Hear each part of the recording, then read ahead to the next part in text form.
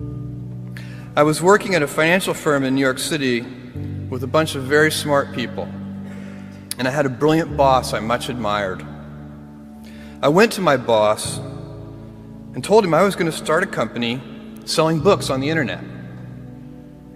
He took me on a long walk in Central Park, listened carefully to me, and finally said, "That sounds like a really good idea, but it would be an even better idea for someone who didn't already have a good job."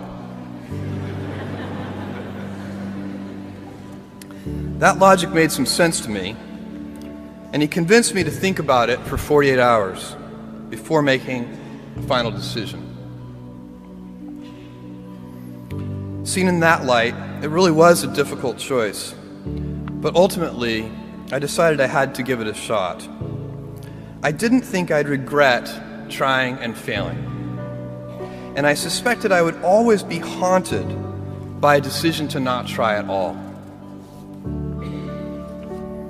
After much consideration, I took the less safe path to follow my passion, and I'm proud of that choice. Tomorrow, in a very real sense, your life, the life you author from scratch on your own, begins. How will you use your gifts? What choices will you make? Will inertia be your guide, or will you follow your passions? Will you follow dogma, or will you be original?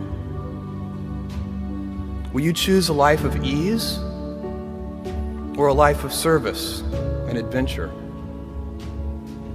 Will you wilt under criticism, or will you follow your convictions? Will you bluff it out when you're wrong, or will you apologize?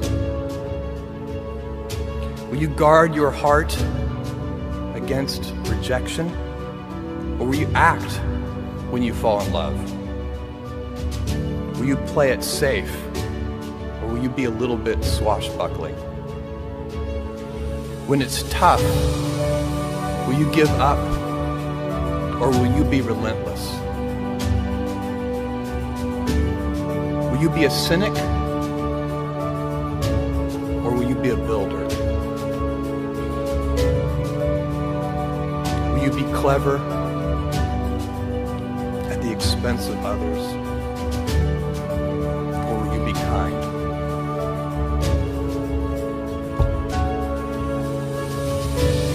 I will hazard a prediction.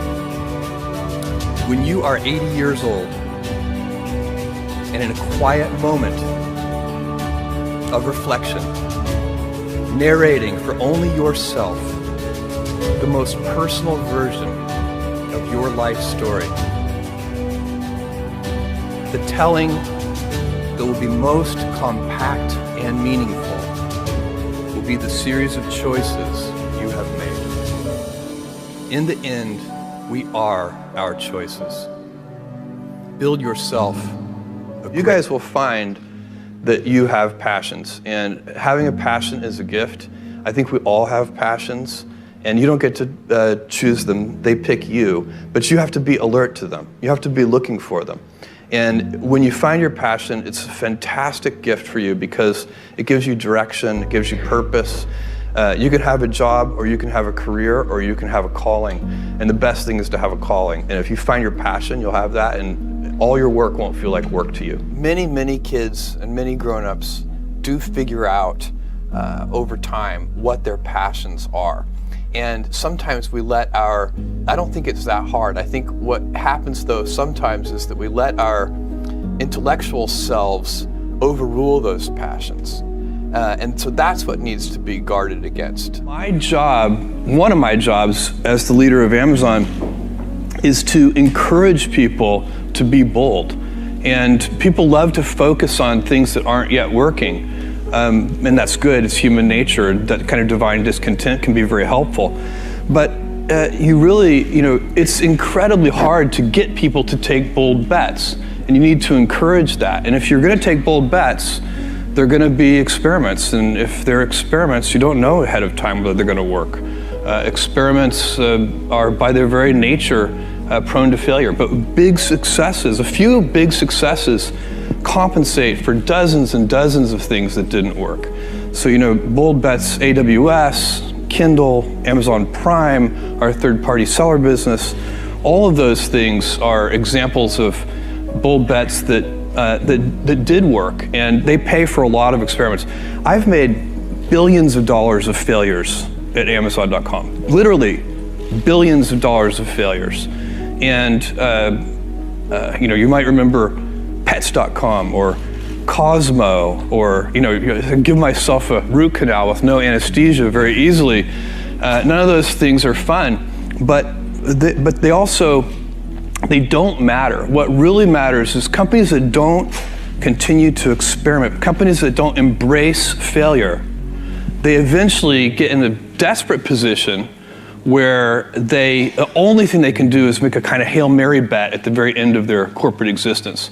Whereas companies that are, making bets all along, even, big bets, but not bet the company bets. I don't believe in bet the company bets. That's when you're desperate. That's the last thing you can do. It's not, you could be out of work and have terrible work-life balance. Even though you've got all the time in the world, right. You could just feel like, oh my God, I'm miserable, and you would be draining energy. And so you have to find that harmony. It's a much better word. And I think for most people, it's about meaning. People want to know that they're doing something interesting and useful. And for us, because of the challenges that we have chosen for ourselves, we get to work in the future, and it's super fun to work in the future.